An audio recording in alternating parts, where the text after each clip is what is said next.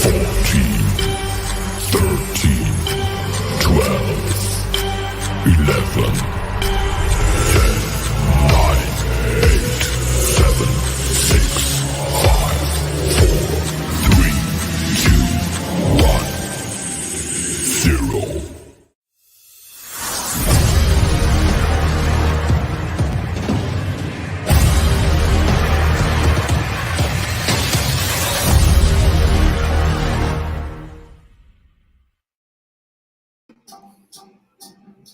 It's very heisty music. Dun, dun, dun. You know something? Well, this has become like one of my. This is definitely like the top echelon of Marvel Studios themes for me. Over This time. is pretty up there. awesome. This is because Okay. it takes you by surprise. Like, of course, these themes that are like sweeping and like, yes, we're fucking kicking the shit out of Thanos are great, but like this is like Scott Lang. I'm about to steal some stuff, y'all. I mean, I love it. What's up, everybody? Welcome to another brand new episode of Granny's Peach Tea. Episode 98, as we continue to count down to 100.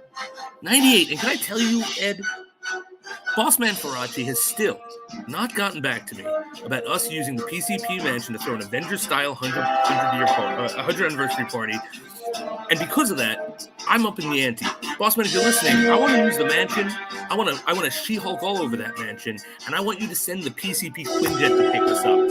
And unless you do something on our 100th that tops all of that, I'm walking. That's right, I'm walking. Wow. And guess what? I did unsportsmanlike conduct with Tim and Faraci the other night, on Thursday night. And it sounds like Faraci might be making an appearance on Granny's 100. Really? All right. Yes. Good. So I can redress my grievances with him personally. Well, thanks for joining us this Sunday evening, special Sunday night edition of Granny's Peach Tea. Give you something a little different to get away from was it the Grammys there tonight? I'm bad with these award shows. Whatever. You're not watching the Grammys. Come watch Granny's. I like that. All James Cameron used to do. Water, underwater. Terminator, underwater. But yeah, thanks for joining us this evening. If you're joining us on Facebook or on YouTube or on Twitter or wherever you found your audio-only podcast, we always appreciate the support. And with me, as always, is Jason. Jason, what's up, man? How's it going? Good to be here as always. Ready to talk about some Ant-Man, some Paul Rudd. Now, guys, I was talking to Ed. I think I put myself in a bad place last week because I literally did a bit where I canonized Superman on our last Superman show as a god and mass converted or mass baptized our audience. And I was thinking about a bit, and I've been watching True Detective season 1, Ed, because you put that in my head, so I want to go back. And I'm thinking, what bit can I do? And it's like nothing I can do can top that right now. So all I'm going to do, I'm not going to do a bit, guys. I'm just going to show you an action figure I bought because this is one of the coolest things I've ever seen. This is Richard Grant Loki from the show. I like that. I got so excited. I saw this Friday. I texted Ed and Rick because no one else cares in my life. And I was just so happy because I love owning action figures that are made in the appearances of actors because then I feel like I own both the character and the actor. So I not only got a Loki action figure, I got a Richard Grant action figure. So one step closer to recreating Hudson Hawk in stop motion using my action figures. Just saying. Wow. I didn't think that's where this was all going back to Hudson Hawk, but I'm an ass and I should have seen that coming.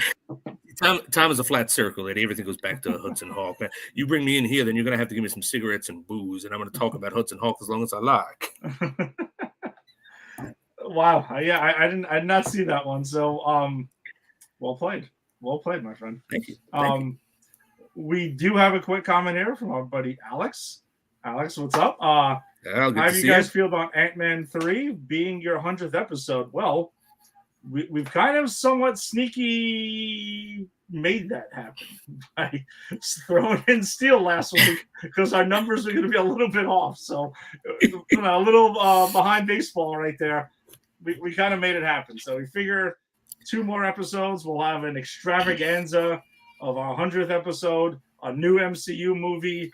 We'll have the final episode, final season of The Flash. We'll be talking about The Last of Us. So hopefully, a super action-packed 100th episode for us. There are going to be special guests. We're going to have people coming in like an Endgame. Farachi's going to pop in. Tim's going to pop in.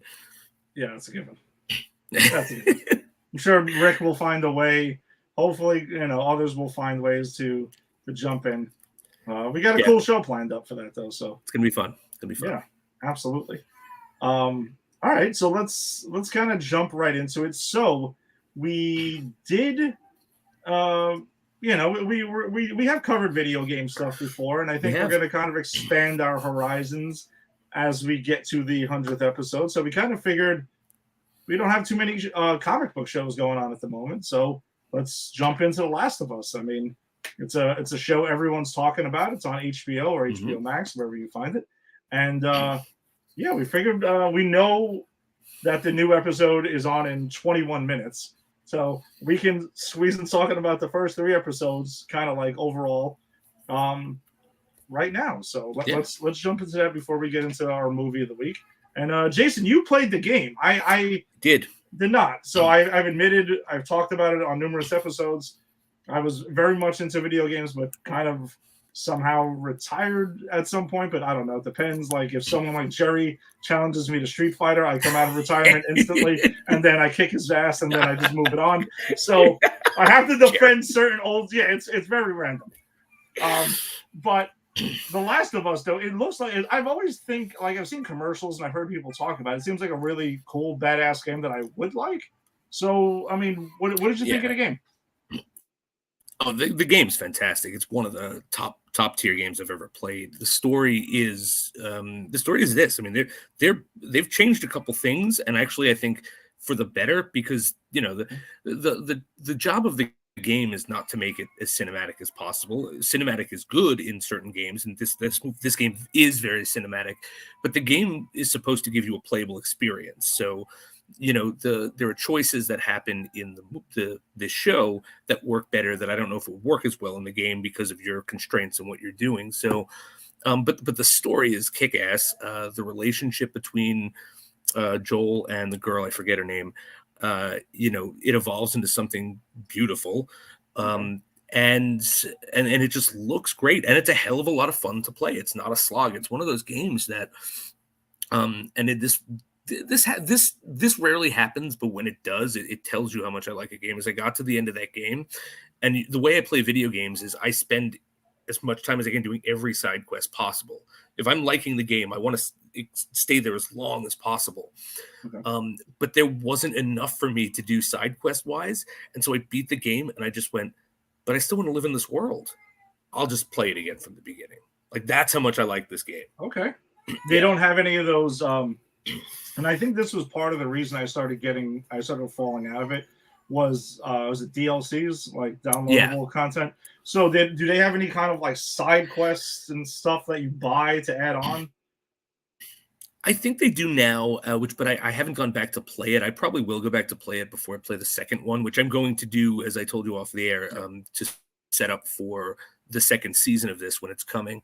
But I played it when it first came out, so they didn't have anything there, or I would have bought it. They didn't have anything available. And then by the time stuff was available, I already moved on. And once I move on to a different game, I don't really go back unless something pulls me back. Like, I probably wouldn't have gone back to the game if it wasn't for this show. Not because I didn't love it, just because there's so many games to play. Yeah, no, it's nuts. It's almost like there's so many shows to watch. Everyone is always like, hey, this show is great, you should watch it, and this and that. And I'm very much like Captain America in the beginning, Winter Soldier. I'm like, let me put it on the list. Yeah, right, exactly. You remember when we were younger and it was like, what are you watching? Oh, what's on channel 11 at 8 o'clock? Because that's the show we're all watching. Now everyone watches everything. Yeah, and it's the thing is, like, there's so many quality shows that I don't even like. I'm not dismissing these shows because I think they're crap or like I'm not valuing the person's opinion. I just don't have the time. Like as someone who's also like an avid sports fan, like from watching the sports and sports, if I won't watch it live, I don't go back and DVR and shit like that. It's either I see it, I can check the damn score, and I know what the stats are and stuff. I can look it up if I really want to know, and that's that. So TV is the one that I DVR and I watch whenever. So there's only so much time in a day, and plus, we have jobs and other things to do, like lives too. So you can't watch all the shows, even though we try. We try. But, I do. Look, I think if there is a heaven, which of course I don't believe in, but if there is, part of that heaven for me is here's infinite time and infinite stores of things to watch you never got to. And just being able to, oh yeah, right, I'm going to ingest it all now. You just catch up and that's it. That's it. That's great. But I guess, all right, so from the perspective of someone who did play the game, what are your thoughts on the first 3 episodes? I know you had mentioned that some of the story points you've seen so far have been changes for the better. Yeah. So this was either going to make or break my opinion of this show is how they dealt with the beginning, the first episode. Because I knew going in, and this is spoilers, so if you haven't watched the show, then pause or whatever, because I have to go watch it because I don't want to. Boom. Yeah, I got you. I don't want to spoil something for anyone who's not familiar going in first time, because this is something you want. If you haven't played the game, this is something you want to experience without knowing anything. But I knew right off the bat his daughter was getting a bullet. Like I knew she died because that's in the game. Yeah, and I was like, they set it up, and they set that character up like she was going to be someone, and like she was going to survive. And I started to think like, well, I don't know, are they going to take the soft road of like, no, we'll just make her the girl. We're not going to kill a little girl on TV. And I was like, well, if they're going to do that, then I'm out. But they went in and they kept it accurate. And I thought that was powerful. I thought that was amazing because that's also the character's complete motivation. Like he dies on that day when his daughter dies. And his whole journey, as spoilers, if you haven't seen it coming, is learning to love as a father again. Like that's the relationship he's going to like. And of course, if anyone didn't see that coming, I don't know what to tell you, but yeah, that's the relationship that he's going to forge with this girl. So that first episode I thought was great because they kept it true. I love that we get, I forget her name, but she's Olivia Dunham from Fringe. She'll always be Olivia Dunham from Fringe to me. The blonde woman. Tess? His girlfriend. His girlfriend. Yeah, Joel's girlfriend. So I thought she was perfectly cast. Some changes that they made, the 2 changes that they made that I really liked was Tess's death, because I think Tess shoots herself or gets shot or something in the game. Mm-hmm. But her death scene in that second episode where that thing comes so close to her and the spores and the tentacles come out and she's trying to get the lighter, like that's more cinematic. That's better than what they gave me in the video game. Okay. And a slight change, but it's a slight change that allowed us to get what I felt was one of the best parts like of TV in a long time, which is the relationship that starts and ends in the sort of zombie wasteland between Nick Offerman and the other guy. I don't actually know that actor, but Murray Bartlett plays Frank on the show. That's it. Yeah. So the only change for that is, so it was actually in the game that Nick Offerman's character was gay, but it's like an Easter egg. Like it's something like if you see it, you see it, but it's not like part of anything, because he's a guy who just he's the way you get a car and he's the way you get from point A to point B, right? But it is implied, it is made clear if you're looking around the game that he did have a male partner and that he had died, and so they had decided to change that they died together and left Joel is going to find whatever he needs to find, he finds in the game there in their death. But I love that change because it's like I cried, man. I cried when Nick Offerman, when I realized Nick Offerman was killing himself, and then Bartlett, his response is like, that's not part of the plan, but that's beautiful or something like that. And it's like, and then they just go and they die together and they're together forever. I don't know. I did not expect this like 45-minute romance like heart-wrenching, tear-rending romance in my my video game adaptation, but I'm glad it was there. So so let's talk about episode 3, because I actually just watched episode 3 probably about an hour or two ago. So that was the freshest one on my mind. I agree with you. Episode 3 was awesome. They have a little blurb at the end of it when you watch it on HBO Max, where it's kind of like behind the scenes. So that's how I learned what you had just mentioned. Like in the game, Bill just has a partner, and this isn't this whole explanation. But the funny thing is that when I learned that, I thought about it for a second, and I was like, all right, so Bill this is definitely a part in a game. Because I played a lot of Resident Evil. Like, I love Resident Evil games. Right. Like, this is definitely the part where the main character goes, your playable character goes to the place, and he gets a bunch of guns, and you get your stuff, and you get your ammo and stuff. So I was like, so that's interesting. So this guy, that's definitely what it is. And I'm like, for the show, they decided, let's make an entire expansion of a little plot point in it. And I think you're right. That's a big thing. It made me laugh as like, for video games. It's like, we're going to expand on this. But if they cut the story, I can see where in the game, it just would have been like, all right, we'll throw in a blurb. And this is where you get your stuff and you move on with your quest. So expanding on it, though, that is a huge difference. Because, like, how do you write that for a TV show? If it's just like, yes, guy dies. He had a partner. Move on. Load up your shit and let's keep it moving. Like, that just wouldn't work. No, absolutely. And that's why I think, like, this, the writers of this show are really smart in going, okay, what works in the video game and what needs to be tweaked? Because, as I said before, video games' purpose is, to tell you a cinematic story, but that's the secondary purpose. The first purpose is to efficiently allow the player to immerse themselves and have fun. And you cannot get, and look, if this exact scene was like a 40-minute cutscene in this game, I'd be railing against it, because it's like, if I wanted to watch a movie, I'd put on a movie. Like, I want to play this fucking game, And I've stopped playing games because it's too much story, and I want to get hands on. So, that's the first thing a video game does. But the first job of a television show like this is to tell a captivating story with fleshed out characters. So, the fact that they have such good, such good reflexes of, or insight into, okay, you know what, this is something we can really make and expand on and make it cinematic in a way that wouldn't have worked in the game, and that's exactly what the scene is. I just was like taken aback by it, because I did not expect where it was going. I actually thought, the Bartlett's character at some point, like up until it was obvious they were getting together, but I was like, wait, is he gonna try to kill him? Is he gonna try to take his stuff? Is this just like an elaborate ruse, Yeah, and I think the acting in it was definitely powerful, and like it was something. It really was a phenomenal episode, and I think the first 3 episodes have been great. Like, my understanding going into this was, it's going to be like another zombie apocalypse show, and I keep seeing Pedro Pascal on the posters, and he's got the Bella Ramsey with him. So I'm like, all right. This is obviously they're the 2 main characters, and it's set in a zombie apocalypse. And I've watched The Walking Dead, and I've seen other stuff, so I'm just kind of like, what's going to make it different for me, though?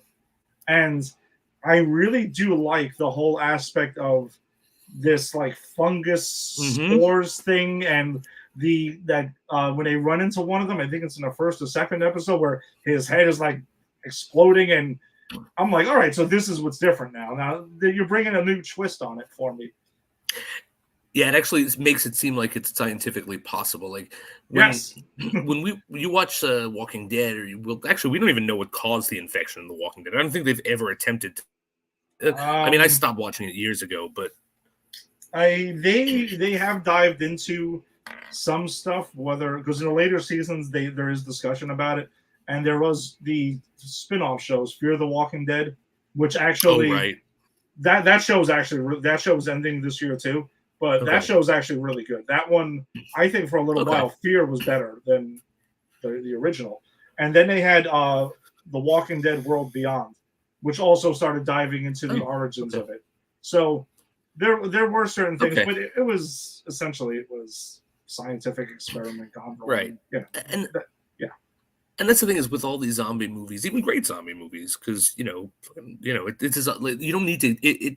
You can hand wave it, is what I'm saying. And most of the time, we just hand wave it. I think the only one that comes close to me as being an actual explanation outside of this, because I think this scared me, because everything they said about the fungi are 100% fucking true. That is scientifically accurate. I have done research on it after playing this game. That can, there are spores of fungi that do that to other living creatures. But is Zombieland, because Zombieland's whole thing was it was like a form of mad cow disease that was spread through, the infection could be spread through the exchange of bodily fluids. So that made 100% sense to me too. It's the only one outside of this one that I'm like, yeah, I don't have to hand wave that. I can accept that as fact. Yeah, like I can buy into this thing. And yeah, so I don't know. Like I've been pretty into it. The action's been good. The effects have been fantastic. The acting's good. I'm very much invested into the story so far. So nothing but great things to say about it. I do think the strongest episode was episode 3, though, out of them so far.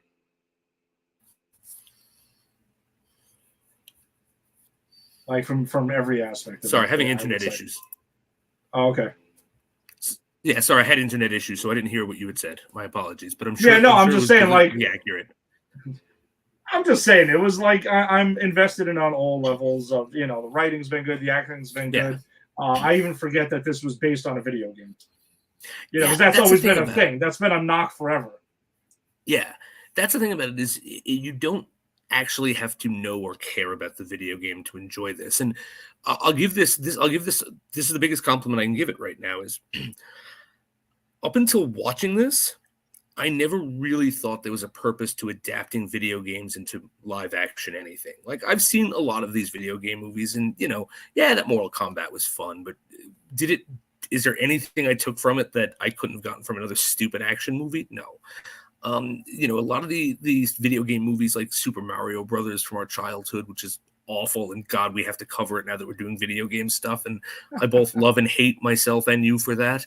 But like, I've never seen the point, because it's like, if the story's good in the game, then I play the game. If it's not, then if there's no story, if I'm just a fucking plumber in overalls running around Mushroom Kingdom, then I don't need a story about it. But watching this and watching the choices they're making and where they can focus on the heart of things that they couldn't in the game, I'm like, yeah, you know what? This show has made me realize, no, there's absolute value to this if done correctly. Yeah, this is probably one of the best video game adaptations we've gotten so far. I mean, obviously it still has a ways to go, and there's going to be a season 2, and who knows? Like maybe it shits the bed at the end of the season or next year. Who the hell knows? But yeah, but once someone hears it's adapted from a video game, then eyebrows raise and the antennas go up then, because like you mentioned, we've gotten things like Mortal Kombat and the old Super Mario Brothers, and we've gotten Assassin's Creed, and Street Fighter, Hitman. Yeah, there's the list goes on and on. We can cover all of these now. Holy crap! We could. I can't guarantee anything, but we could. There's Resident Evil and things like that. Like that whole thing really went off the rails into God knows what after a while. Yeah. So, hopefully this one continues to kind of like stay on track and be just make people forget it's a video game. Because even when we were watching episode 3, Angie saw the PlayStation productions after the title card. She's like, what? Like, oh, she didn't realize. No, she didn't realize it. That's awesome. Yeah. So, well, there's that aspect to it. All right. So then I guess we can. Do we have anything else on The Last of Us? Anything else you wanted to bring up? You know what? We didn't hit on Pedro Pascal. We talked about sorry. Go ahead. Every other actor or actress on there, because my love of Fringe came up. I couldn't help it. But Pedro Pascal, man, the gift that keeps on giving. Like the only watchable thing in Wonder Woman 1984, Mando, which is like I didn't even know what he looked like until I got to that episode where he took his helmet off. So like I don't know. I think I said this on the show. I didn't realize that Pedro Pascal was the Mandalorian when I first watched Wonder Woman 1984. I remember going, that guy's great, but why didn't they hire like a named actor? Because I didn't even look at the credits. Like I just didn't recognize him. And then I saw and then it was brought to my attention, like, no, this is actually a hugely talented up and coming actor. Him as Joel is perfect. Like his portrayal is so perfect to the character written in the show and the game. And like honestly, I probably would have checked this out without this, like when it was over, because that's how I roll if I didn't listen to it on the show. But I would have checked it out solely because he was in it, because he's just fun to watch. He's just dynamic up there, and and the fact that they're giving us him plus these stories where they're pulling in talents like Nick Offerman and the other guy, I forget his name already. I'm sorry, but I mean he's a huge talent. I mean I thought he was fantastic, and the girl that they have, she's not the girl from Hereditary, is she? Bella Ramsey? No, Bella Ramsey is she was in, well, you didn't see Game of Thrones. I gotta see it, man. I think I just have to bite the bullet because everyone's from Game of Thrones. I think I have an uncle from Game of Thrones, apparently. You know what I mean? It's like it's so invasive, but I mean, even her casting is fantastic. Like the casting and the acting, like overall, like she's holding her own with Pedro Pascal. That's huge. Did you Pedro Pascal hosted SNL last night. Oh, did he? He did, and I watched half of the first half of the episode. I gotta watch the rest of it. But he was great, and his monologue, he mentions that apparently I didn't realize he was from Chile. And that's actually where my grandparents are from. So I was like, wow. You don't meet too many people who are like from Chile. And he was like, right. Oh shit, wait a second, this is weird. Okay. That's like, wild. I guess I have another little reason to root for you, because I liked him already. I mean, it's not like it was like I didn't. Because when Mandalorian, he's great in that, even though, and he mentions in his monologue, he's like, there was like kids that go up, there was like, I think it's people back home are kind of like, hey, come talk to my kid or take a picture with my kid and stuff like that. And the kid's like, who the hell is this person? Because he has the mask on the whole time. They don't realize he's the Mandalorian. It's like me. Basically. Up until Wonder Woman 1984, I could have walked right past him on the street, and I never would have known that that's a guy I would want to stop and shake his hand. Yeah, no, he's fantastic in that. You can see the emotion through him, even though you don't see his face. And I think that's always something, like how in The Dark Knight Rises, I think, the whole thing with Bane, you can't see his mouth most of the time, but like the facial expressions are there. But even with The Mandalorian, it's on another level because you really can't see anything. But you can kind of somehow see it through the mask in a way. The only role that I could say that is comparable to this is V for Vendetta. And it really does take a brilliant actor, because that's Hugo Weaving, and Hugo Weaving's a god. I mean, geez, he's Elrond, right?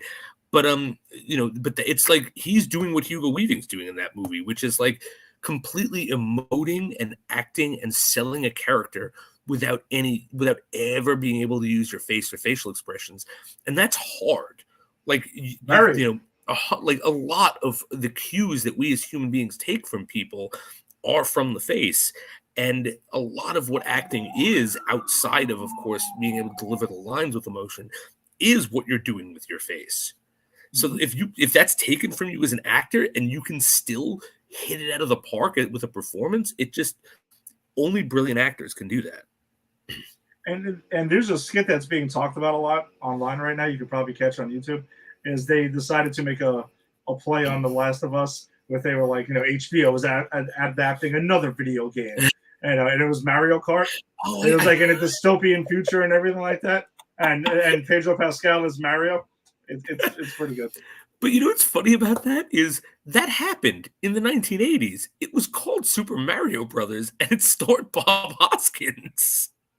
Yes, and John Leguizamo. That movie was this weird underground dinosaur dystopia. And what's his face? God, what's the who's Koopa in that? Dennis Hopper. Thank you. I couldn't blank on his name. Dennis Hopper. Yeah, it's true. I honestly forgot he was King Koopa in that movie. Jesus, that's brutal. That is absolutely brutal. Yeah, there's a chance we'll decide if we want to get around to that or not. I mean, at some point, we're gonna both have to. I mean, like maybe not. We might not go down the rabbit hole. We're gonna do Hitman or Assassin's Creed or anything. But it's because I think we've even talked about it before we decided to do The Last of Us. Like at some point, we're gonna have to cover at least Super Mario Brothers. And if for nothing else, just to have something for Rick to definitely come on and tell us why we're all stupid for not loving this movie. Oh, I have no question, no doubt about that. Well, there's the animated one that's coming out this summer, so maybe we can cover it the week before that. There you go. We've already got it's slotted. It's gonna, unless there's something big like real superhero stuff, it's real comic book stuff going on. That's likely when it's gonna happen. Yes, and hopefully you don't have to pay anything for it. Hopefully. Oh no, you know what? I can't say because I said I told you that it would be an insult to make me pay for Steel. I paid for Steel. I actually kind of enjoyed Steel. So you know what? If I have to pay for it, I know it sucks. If I have to pay for it, I'll suck up the indignity. But only for my faithful flock of Kal-El followers out there. Praise be to He. All right, so let's get into our movie of the week then, as we're going to start our countdown to Ant-Man and the Wasp: Quantumania. It will be our 100th episode. So tonight we'll talk about Ant-Man, and next week we'll be doing Ant-Man and the Wasp. So let's journey back to 2015. Wow, I can't believe this movie's actually like that far back now. Seriously. Yeah, and the original Ant-Man. This movie always brings like a smile to my face. I always really enjoy it. It's a smaller scope than a lot of the other Marvel movies. It doesn't feel like the world is going to end. And I kind of dig that. And I don't know, it's like its own niche thing. And it's just really enjoyable. Like it's a fun movie. And I don't mean that it's a fun movie, I'm going to write off a lot of things. No, it's genuinely like a fun movie. And the performances in it are spot on. I mean, you got Paul Rudd in it as a superhero. It's not something I ever thought I was ever going to see at any point in time. I'm sure Paul Rudd agrees with you.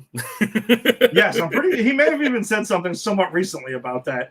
But, they get him into the Marvel shape and he gets, they assigned him a trainer and he's friggin' jacked. And, you would think he was always born to do this kind of thing. Yeah, and everyone involved. Like it's always good to see Michael Douglas and the choice of him as and the choice I think in general, him as Hank Pym was genius because when this movie was first announced, I'm like, oh man, I wonder who's going to play Hank Pym because I was assuming they were going to go with Hank Pym, but they're like, no, we're going to go with the second Ant-Man. We're going to go with Scott Lang instead, and we'll retrofit Hank Pym into this. And it works so much more. Like it would have been 100%. Weird having Hank Pym in there, I think. Yeah, it is two things, right? Because one, Tony Stark in the MCU is kind of the MCU is also the Hank Pym. Because I believe I don't know if it's in the comic, but definitely in like cartoon runs I've seen of the Avengers, like it's actually Hank Pym that creates Ultron, not Tony Stark. No, you're right. That's in the comics too. Hank Pym creates Ultron. Comic book accurate. So I think the fact that they had obviously already given a lot of the Hank Pym stuff and rolled it into the Tony Stark character to do a Hank Pym, it just wouldn't have worked.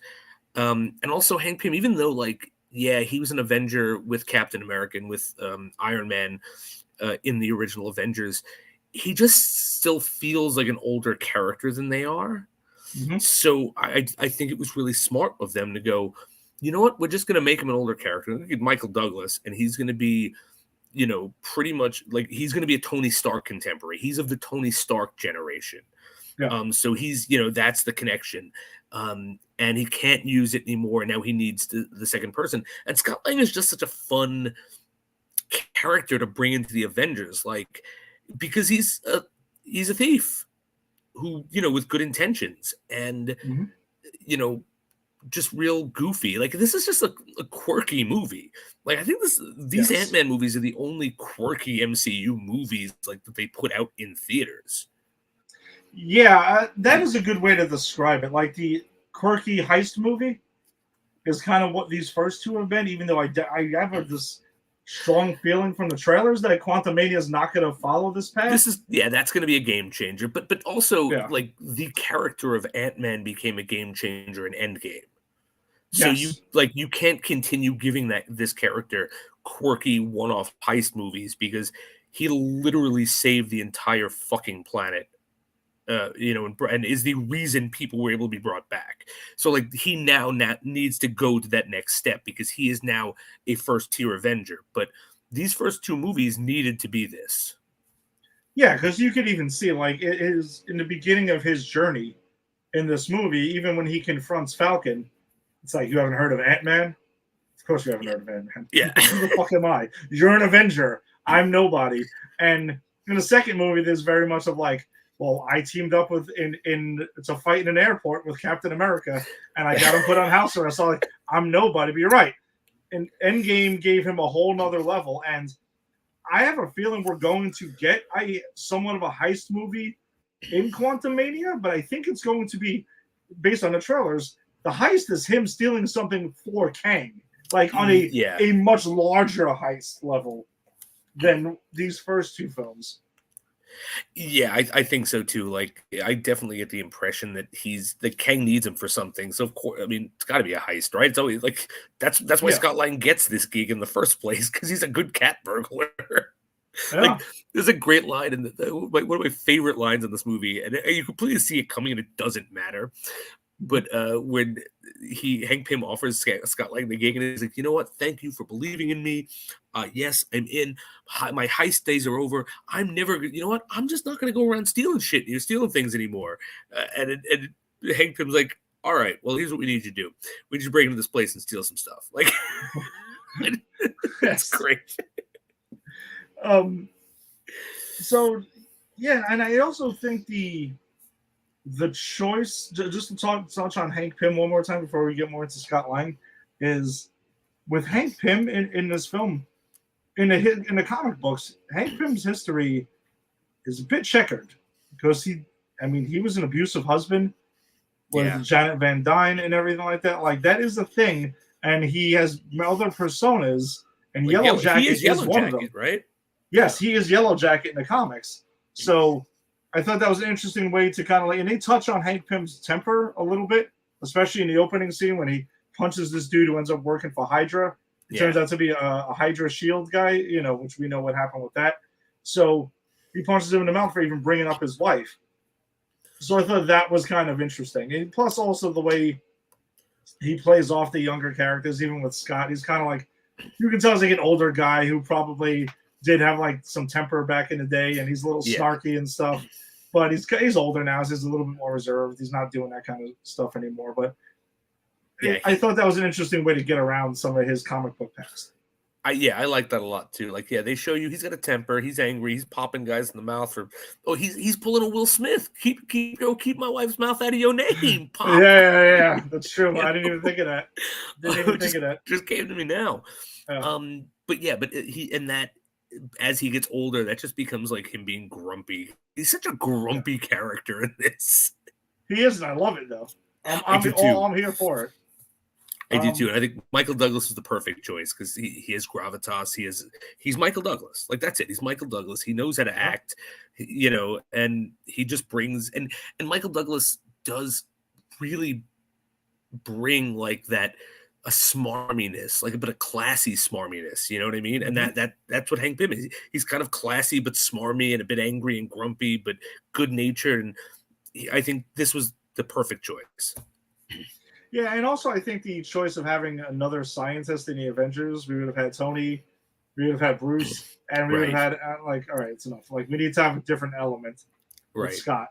It's like, come on, do we have to? Does everyone have to have a fucking PhD or be a war veteran to get in this group? I mean, can I just have a cool superpower? Pretty much. First thing I wanted, like the opening scene that we get in this movie, the de-aging technology that they use for Michael Douglas and others in this movie in that scene is freaking fantastic. Like, Looks good. it looks really good. And them aging up Haley Atwell, because, you know, Peggy is much older at that point in time Oh, that's right. when we meet them. So I thought that whole aspect of it was a really, really cool thing, you know, to open with. Yeah, and the de-aging technology only gets better because, I mean, eventually we're going to be covering Captain Marvel, and, you know, some people love that movie, some people hate it. I don't think anyone could argue that that isn't Sam Jackson in the 90s. I mean, absolutely. Yeah, that is totally 90s Sam Jackson. Yeah, so like this is the first step in us getting that, and this de-aging technology looks great. No, it really does. And then when we meet Scott getting out of prison, we also meet funny scene. We also meet Luis.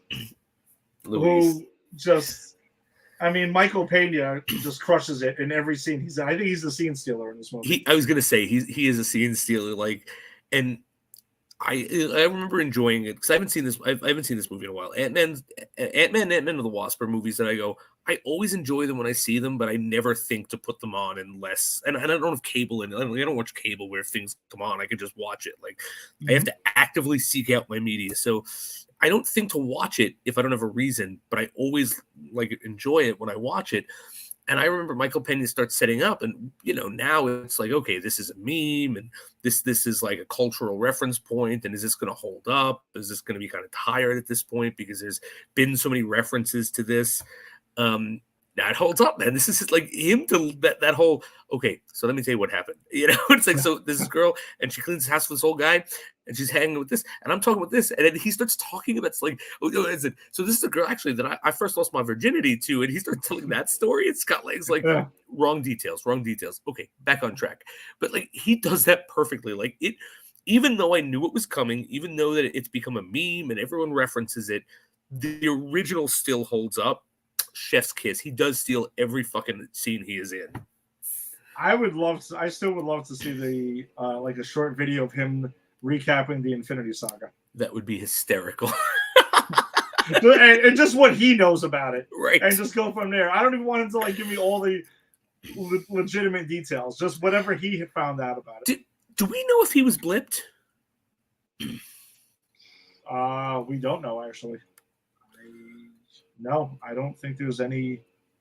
No, because in Endgame, I don't recall any mentions of them at all. He was mainly focused on Cassie. Right, because we know that his daughter wasn't blipped. We know that Janet Van Dyne and Scott Pym were blipped, as well as the mother, because they were all outside.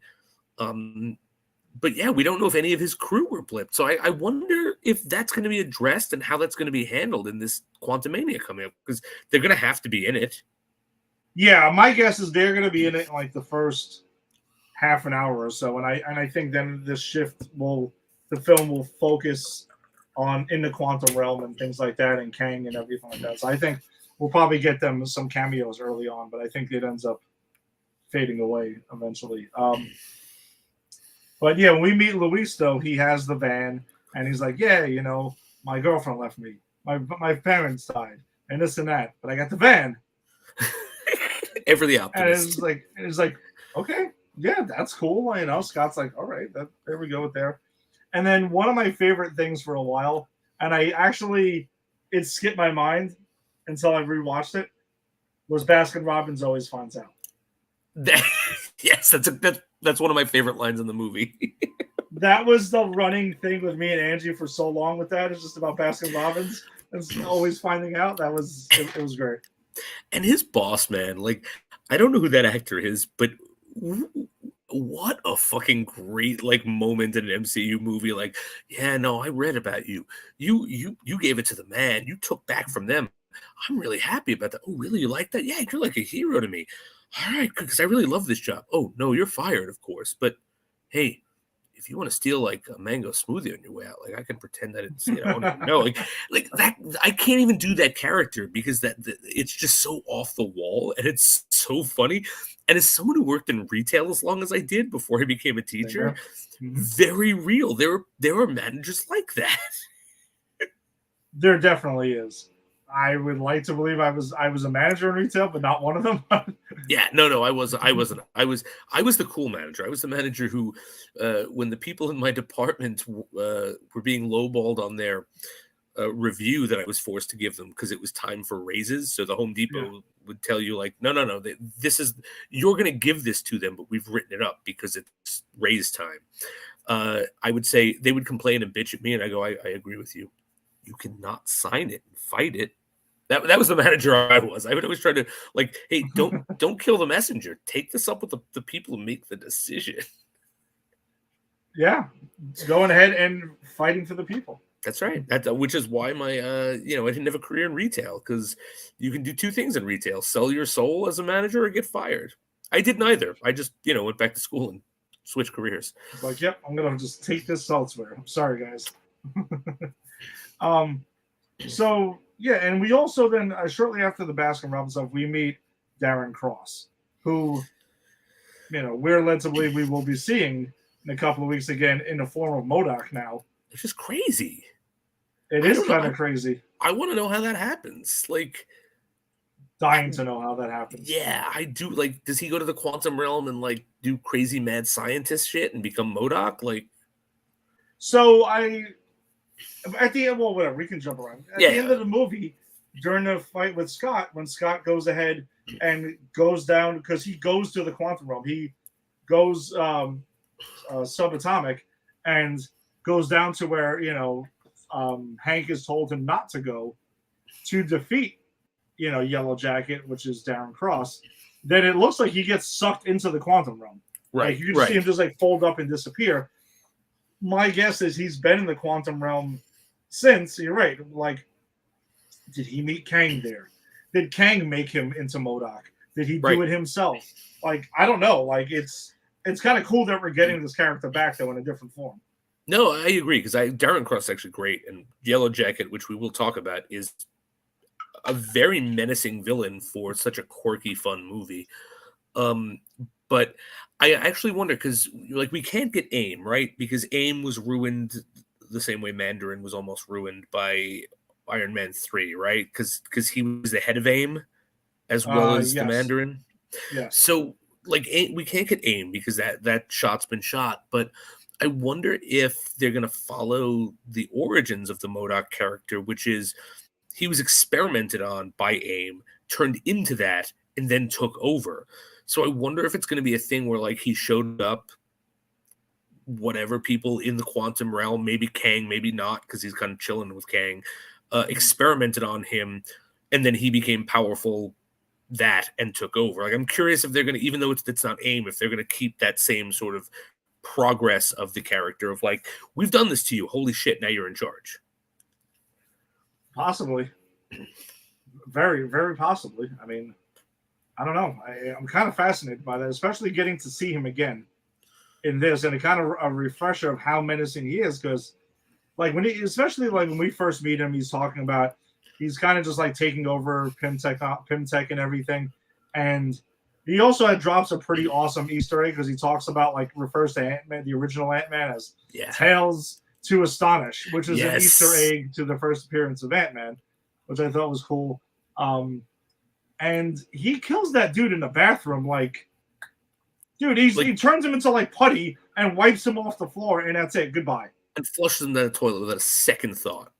Yes. And all the guy did was go, this is kind of dangerous, man. Maybe we should think about this. Oh, yeah, good, thanks. Done. Yeah. It's he's like a psychopath with a capital PS, Very, very, you're right. He's for this type of a movie, he's a pretty hardcore villain.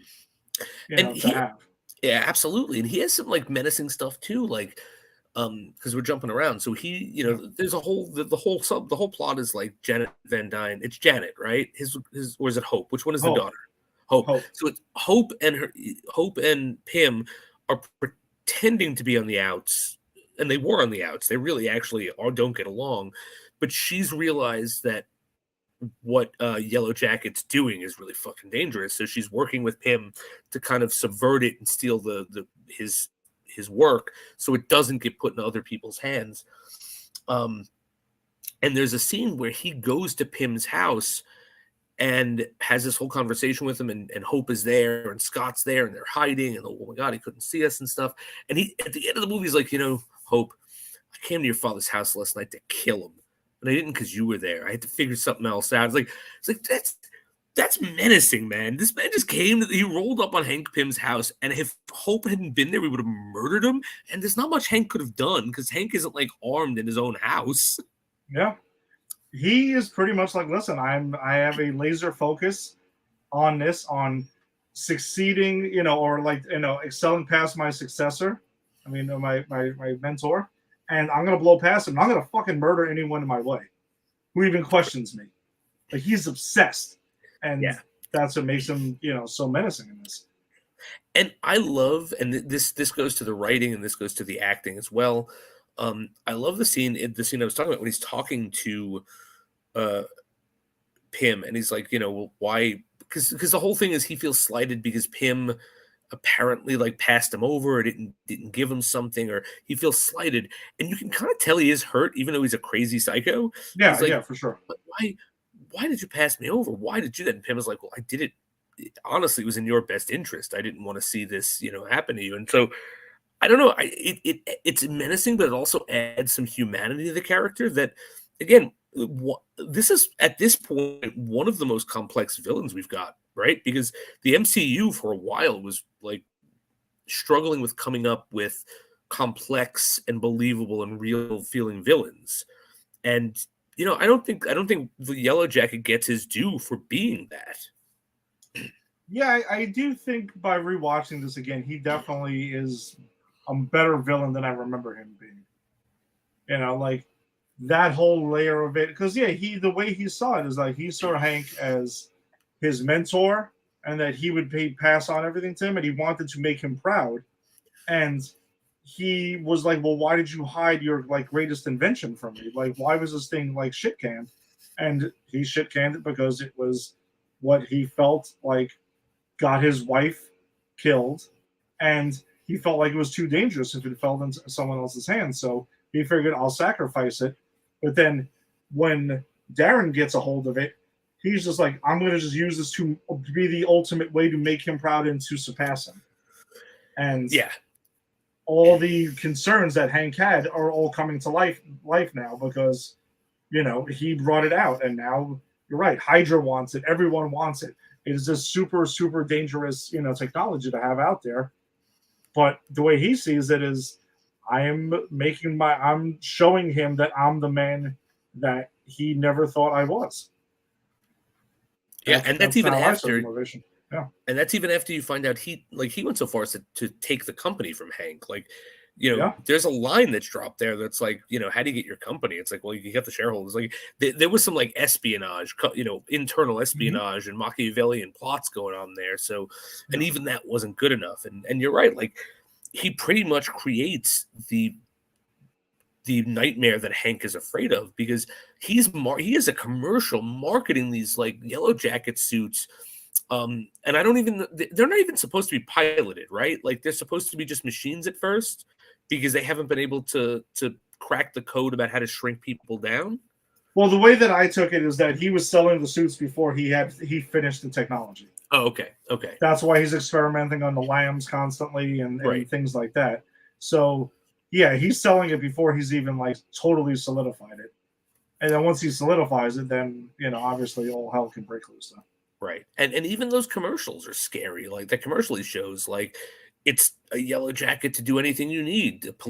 It's like political assassination, done. Government upheaval, done. It's like, this is like a James Bond villain making a commercial for his like work. Yeah, you're right. That's a good point. Because there's one scene where he jumps on like the Yellow Jacket jumps on somebody's like lap and it blows the head like a hole right through the person's head. Yeah, right. Exactly. Yeah. So we do get a solid villain in this thing, but back to Scott Lang though. Scott, you can just see, like, as soon as he gets out of prison, even though he, what he did wasn't like this, like, murderous thing, he stepped up essentially, and they recapped this in the film, that he stepped up to a corporation and was, like, giving people their money back, and he was, like, taking it to the man over there for a while. He got locked up for it, But he's like, listen, my days at crime are done. I have a daughter now. I'm not going to screw this up again. That's when he goes to work for Baskin Robbins, and then that goes to shit because of his criminal record. And then he's like, all right, well, I do need to provide, because he shows up to Cassie's birthday party, and his ex-girlfriend or ex-wife, I don't recall if they were married or not. I don't remember. Yeah, but whatever. His Cassie's mother has a new boyfriend who happens to be a cop, and they're just like kind of shitting on him again. And you can see though, like the relationship, and I think is one of the strongest points of this movie, is the relationship with Scott and Cassie. Like they truly have such a strong bond. Oh yeah. And he's willing to give everything up for it. And even he knows to buy her that like psycho-looking ugly rabbit for her birthday. And she's like, oh, it's so ugly, but I love it. And you can tell like he knows exactly, like their relationship is at the core of this thing. Yeah, no, 100% agreed. And he's obviously a good dad who made bad choices. Because, like, look, what he did was definitely honorable, but ultimately was going to get him arrested because this is America, and you can't win against corporations in America. That's just it. You're going to prison if you fuck with them. So just thank them for their service to our world and being our overlords, and bow your head and look the other way. But, the relationship he has with his daughter is perfect. And I think I like this family dynamic, like Bobby Cannavale plays, and I am actually a big fan of Bobby Cannavale, even though he's not super famous and he does like weird TV roles and stuff. But I think Boardwalk he's a really, Empire. Oh, I stopped that for a while. He's in that? Yes, he is actually. Damn it. Yes, he does. He is in Boardwalk Empire. Okay, now I need to go. Now you've reignited the flame. But I just think he's a super underrated actor, really good at what he does, and he brings a heart to this because he's not a bad guy, right? No. This very easily could have been, I'm a cop and I'm the new dad and I'm the new husband and you're garbage because you're garbage. No, he genuinely cares about Cassie. He loves that girl. He loves the mother. He's a good person doing what he thinks is correct because, in his view, and cops, I'm sure, do tend to get this view. You committed a crime. It's black and white. I stopped crimes. You committed a crime. That's it. You have to redeem yourself. But that's there. But he also has heart. Like he comes through at the end of this movie. He changes in the second movie. Like, this is a character who is a real person who happens to be in this position as a minor antagonist to our protagonist, but super likable and super believable. And I think part of also what adds on to sort of part of what that delves into too is this movie is making social commentary about how we rehabilitate criminals, right? Because this is, Scott Lang says, like, it's a throwaway joke. I've got a master's in electrical engineering. I'll be fine. And then the smash cut to him losing his job at Baskin Robbins. And there's a line that Luis Pena gives him that, no one really wants to hire ex-cons. And then you get to this birthday party and the cop and the ex-wife are like, no, we're not going to keep her from you. You're her dad, but you have to get stable and you have to have a job and you have to have your own apartment. It's like, but if I'm an ex-con and I can't get that because I'm an ex-con and you're not giving me any, understanding because I'm an ex-con, like, well, what the fuck am I supposed to do except go back to stealing? And that's what leads Scott Lang back to stealing, because he's very hard, like, no. And it's after that birthday party that he goes, all right, tell me about the job. Yeah. No, he does. And then we get, then we meet the crew there. We met Luis already. And then we meet Dave, who's played by T.I. in this. And then we also get Kurt, who, I'm sorry, I'm always going to butcher his damn name, but we've sang his praises many, many times on. He's the crazy guy in The Dark Knight, right? Yes, we've sang his praises many times because he's also in The Flash. Dave, hold on, I'm going to pull up the cast in a second, and I'm going to try to not destroy David Dastum Malachan. He plays Kurt. You've known he is, and he plays the hacker in this movie. He's kind of like a Russian hacker. He references Baba Yaga who's like the boogeyman in Russia and everything like that. He's great. We've seen him in The Dark Knight. We've seen him in The Flash. He also was the voice of Calendar Man in The Long Halloween. He's all over the comic book stuff. Yes, he's also Polka Dot Man in the Suicide Squad. He's in comic book everything. Oh my god, what a great actor! Like, he's one of those guys that has been in everything, and I've seen all of those movies, and I don't go, oh, that's him. I go, oh, this is another actor, because his performances are so different. They are, and in this, and I know I've seen he's going to be in Quantumania as well, but I thought I saw he might be playing a different character, so maybe like someone in in an alternate timeline or something like that. Because we are dealing with the multiverse now. Cool. Yeah, we are. So he's great in this, and the whole gang we meet there, and then they push him and they tell him about the job. He goes. We find out that Hank set him up with this to steal the suit just to see if he can do it, and the way he does it is pretty damn genius. And then we also get a jailbreak that is really cool when Hank Pym is his lawyer and shows up, and meanwhile he's using the ants to cover the camera and get the suit to him and everything. Awesome stuff. Yeah, no, I love that scene. I love the jailbreak. Actually, you know what I want to talk about is the first time Scott puts the suit on, and we have that weird trippy montage of him just like flying around, and like there's a party, and then there's this, and then there's that, and then him falling, and then he falls in Garrett Morris's car. Garrett Morris from The Stuff. Garrett Morris, yes, of The Stuff. But in the Easter egg, though, just for those who might not be familiar, he played Ant-Man in SNL in the early days at a party that they were all at. Yes, there's a bunch of superheroes at a party. That's why he's in the film. That's why he's in the film as an Ant-Man Easter egg. Yeah. I love it even. That makes me love that cameo even more. Let me see if I can pull up a quick picture of. Oh yeah, here we go. This is even like a great picture. I want to go ahead and bring this in because it would show people. Oh wow. Okay, here we go.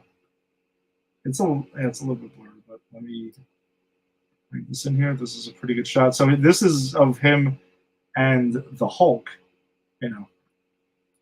very loosely as the Hulk right here. 1 second.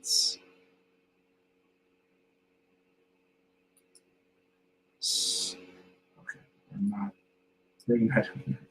There we go. Share screen.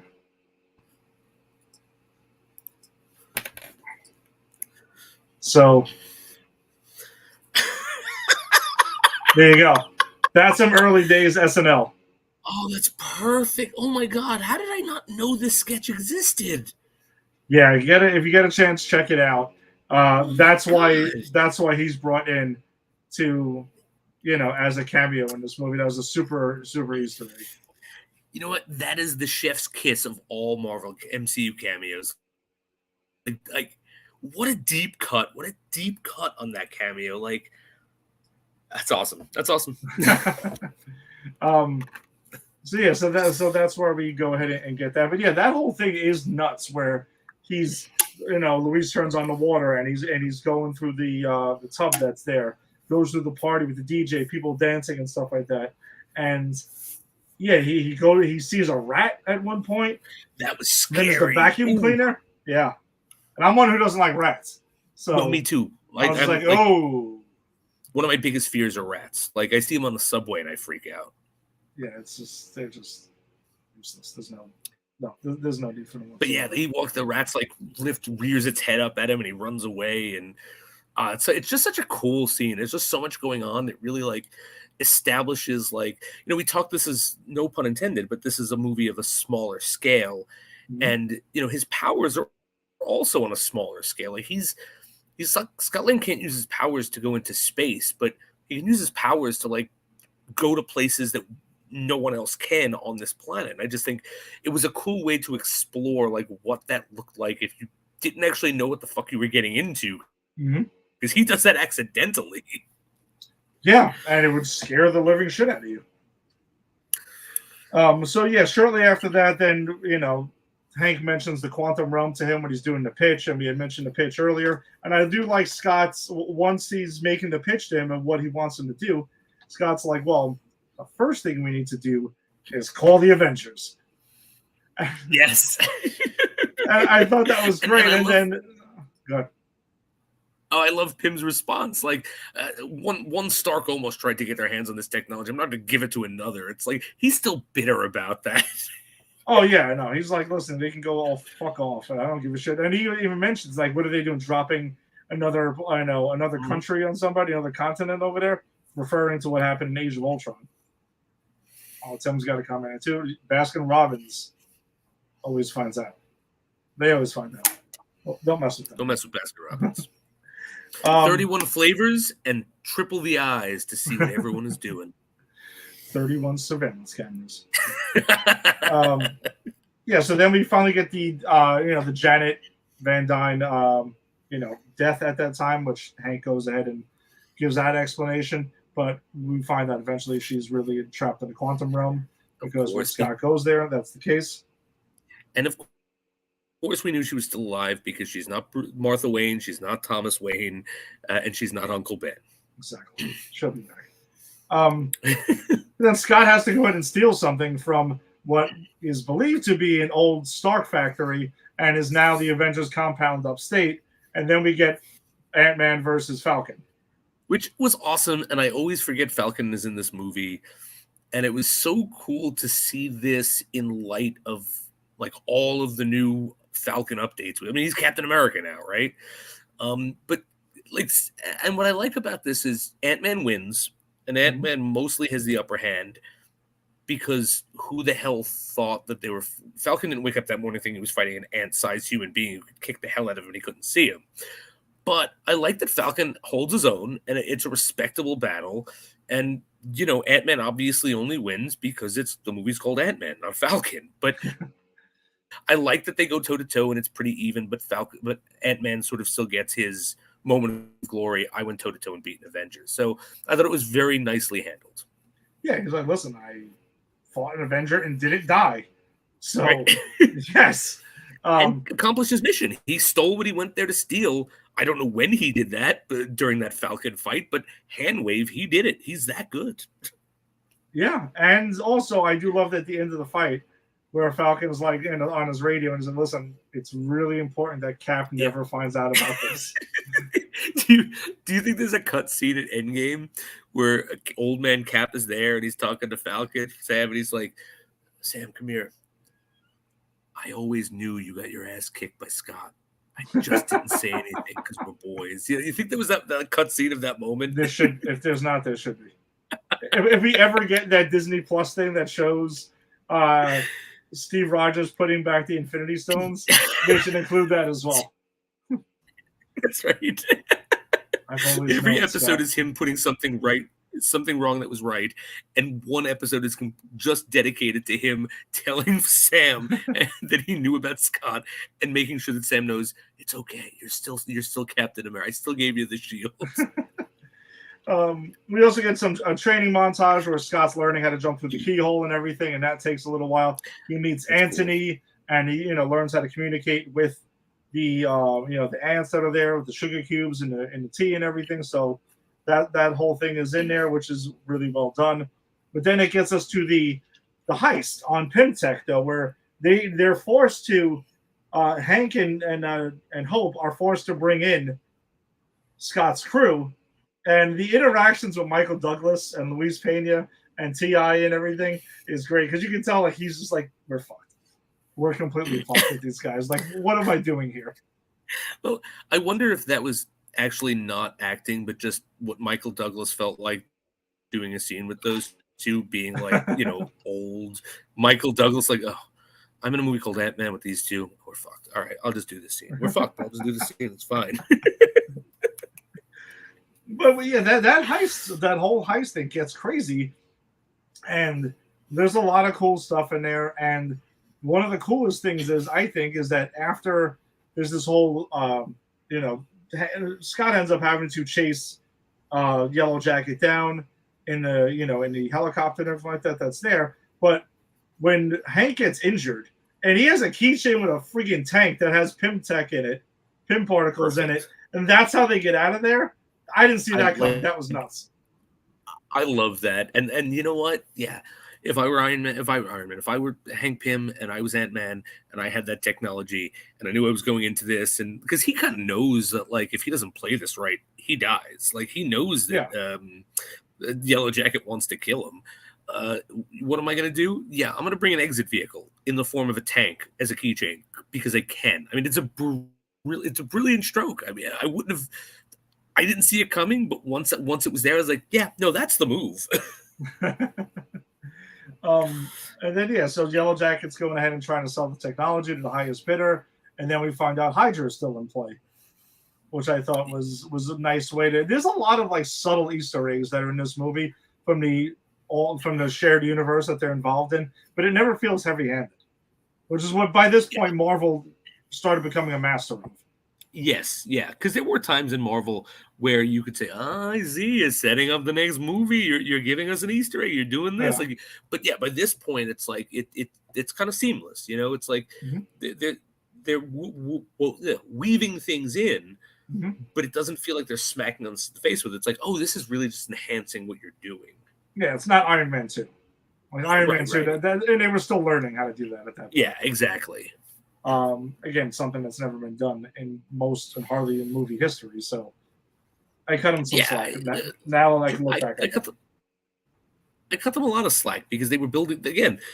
I say this all the time. The MCU is currently the only thing out there that, for me, replicates what it feels like to follow long form comic book stories. Like, when we get the Avengers Endgame, I'm like, oh yes, I remember how cool it was to get that spectacular 6-issue run of Infinity War Gauntlet where everyone's together, and that's what this is. Or I remember how cool it was to pick up the spectacular Spider-Man 367 and check in on my favorite web slinger. Like, that's what they have built. They've built the experience of reading comic books as it was as a kid. So I can't really beat them up for not getting it right 100% from the jump. I mean, you have to learn some stuff. They were doing something that never was done before and has not been done successfully yet. No, many have tried to replicate it, but it doesn't seem to quite, work as well. Right. We'll see what Gunn does, because I think that's what Gunn is trying to do. He's trying to sort of up the ante on it, and maybe he'll do it, and maybe he won't. But this is what it is right now. Yeah. And one of my favorite things in this movie too is when you get the Yellow Jacket and Ant-Man battle when they're both small in Cassie's room. So when things are happening in such intense form when it's closed up, but then when you look at the context of where it's happening, it's just like pew, pew, pew. That's great. I know exactly what scene you're thinking because I love this scene. It's when the Thomas the Train engine is coming around on the track and they're fighting. And is it Yellow? I forget if it's Yellow Jacket or if it's Ant-Man that see it and the train is coming. No! Yeah. And then it just goes big and you just see this toy train flip over. Yes. It's Yellow Jacket. That looks like he's about to get ran over. But it's crazy though, when Scott's throwing those discs that he gets from Hank to enlarge and to shrink, he blows up that Thomas the Train engine over there. And it looks nuts. And then there's an ant that's running around, and there's mass chaos going on. Yeah, that's a crazy scene. And that was a prop. The prop department had a lot of fun building. For sure. Someone's kid has that somewhere. Like that wasn't a prop they got rid of. That was a prop that someone like, this is going to go on the back of my truck on this last day here of filming Ant-Man. They're not going to notice it. But then I mentioned earlier when Scott goes subatomic and goes into the quantum realm to pretty much dismantle Yellow Jacket's parts and defeat him. This is a huge thing, the quantum realm going forward. I mean, that we're still dealing with now. And Avengers Endgame, pretty much the Avengers don't win if none of this happens. Like, looking back, this movie is, even though we talk about it's a smaller scale movie, no pun intended again with Ant-Man, but the seeds, the things that are being set in motion for the future of the MCU as a whole are astronomical. 100%. And I think that's what I really appreciate about the MCU, and that's what I appreciate about this movie and the next one we're going to talk about specifically is without the knowledge of what's to come, you walk away from this movie going, huh, that's a fun little one-off movie. I like to see him in Civil War. I'd like to see him in the Avengers coming. He'll be a fun character to follow. No one of any importance, but a fun guy nonetheless.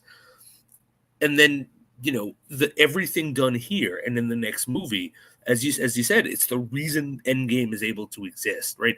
If Scott Lang doesn't get trapped in the quantum zone, then potentially he gets blipped, or he doesn't, but it doesn't matter because it doesn't give him any form of idea of how to reverse what happened, right? Because all of that like time travel stuff comes from his time in the quantum zone and all of that. So it's like literally without Ant-Man, Scott Lang, and these I wouldn't say forgettable because they're not forgettable. They're just not like when you think MCU important phase movies, they don't pop into your mind.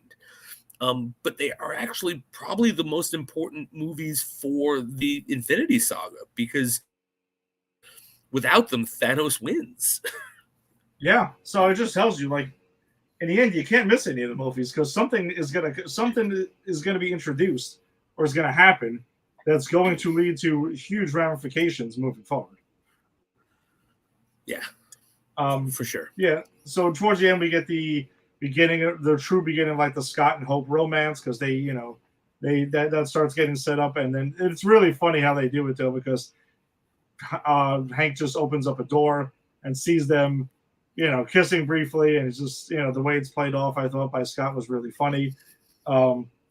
And then we get the Luis story at the end, where pretty much it's a reporter he goes to track down Ant-Man because he's just like, listen, I got to find this guy now who kicked my ass, because he could also be of use to the team, because then we do find out too that Civil War is starting to happen, as in the post-credit scene. We literally get a scene from Civil War in the post-credit scene, but the recruitment of Ant-Man is starting to begin. Yeah, and again, I love that the post-credit scene puts it into the larger context. Like, this was a fun heist movie, but they knew what they were doing. Like at that point in the MCU, there's like zero chance they didn't know the role Scott Lang was going to be playing in Endgame. Like, because early on they were kind of just throwing shit out there and seeing what stuck because they were figuring it out. Mm. But by this point in their planning, like, I think they had a clear vision of what was going to happen. So the fact that they give us this movie and then very poignantly give us the post-credit scene that puts him directly in the Avengers Prime sort of, movie. Because, I mean, Captain America Captain America Civil War, it's a Captain America movie, but it's an Avengers movie. Yeah, I mean, I guess at the heart, we'll talk about that in more in depth down the line, but when we get to it, when we do get to it, but Captain America Civil War, though, at the heart of it still is a Captain America story that drives that whole thing. But you're right. Everyone and their mother's in it, so it's definitely an Avengers movie. In that, the only people we're missing are the overpowered ones, like spacefaring Thor, who could go. Who would just go, I don't give a shit what you do. I'm Thor Odinson. That's my name. Fuck you. I'm not registering for anything. I'm a god. And the Hulk the Hulk wouldn't have fit into that movie. No, I'm glad that both, and it would have been goofy if one would have went to both sides and things like that. Like, no. Agreed. And I think that's also why we get Thor and the Hulk together, because that's like, this is what they were doing while Civil War was happening, Yeah, their hands were pretty full while you guys were too busy, kicking each other's asses. Right. And in the mid-credit scene, we get the introduction of the Wasp suit. So, Hope Van Dyne gets that set up because the sequel is called Ant-Man and the Wasp. Yeah. And it is Ant-Man and the Wasp, Quantumania. That is the title of the film. So, I mean, they become like an official duo, right after this. Even though in this movie, Scott and Hope are a duo for most of this.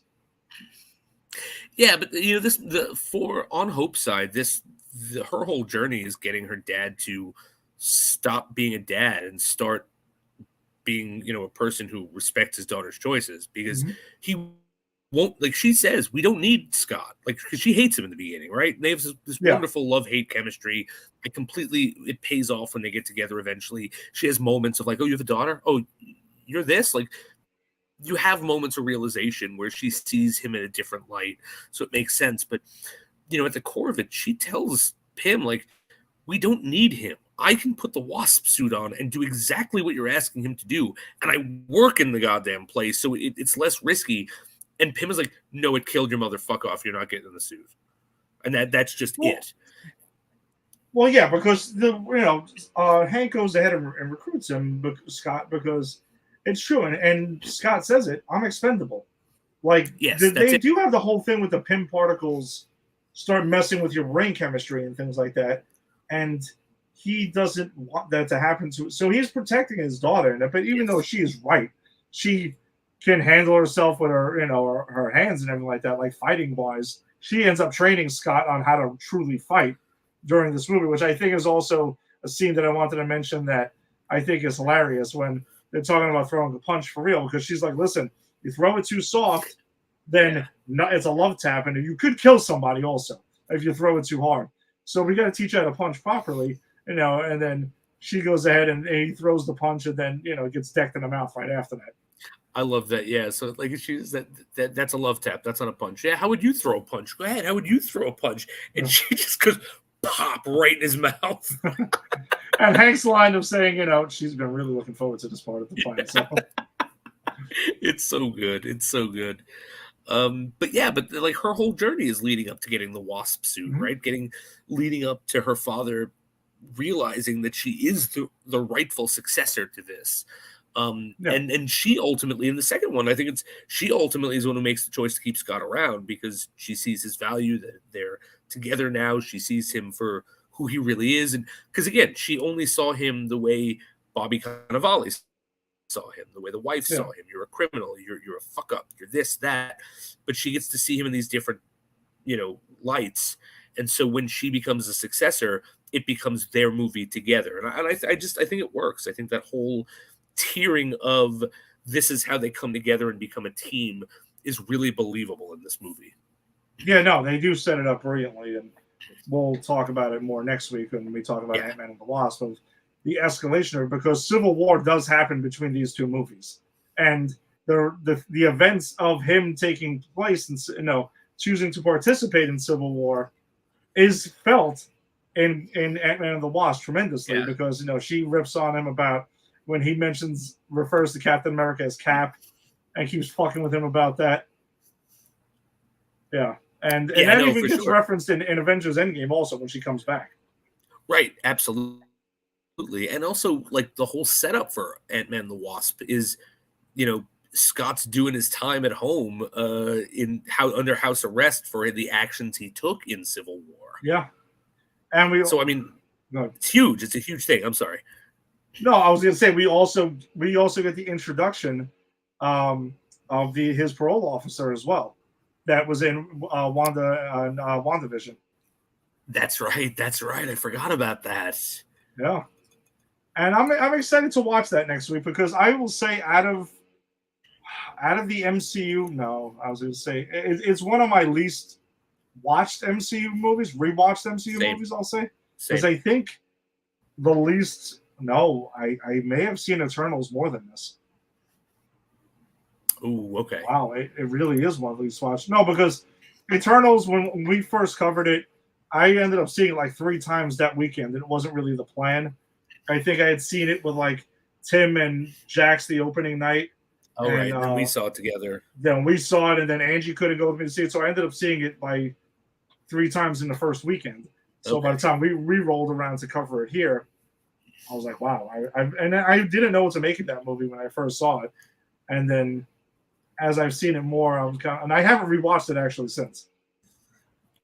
Yeah, and I don't know if I will. I mean, I will eventually, but like the Eternals is one that I don't think, unless I'm like, okay, I need to do a deep dive or I need to do something that I have to watch the Eternals. I don't know if I'll ever go back to, just because, again, I didn't hate it. I just didn't really love it. Like, it was, it's weak. It was a weak installation for me. But This is a movie that I have literally not rewatched since I saw it in the theater with you, I believe. I believe I saw this with you, right?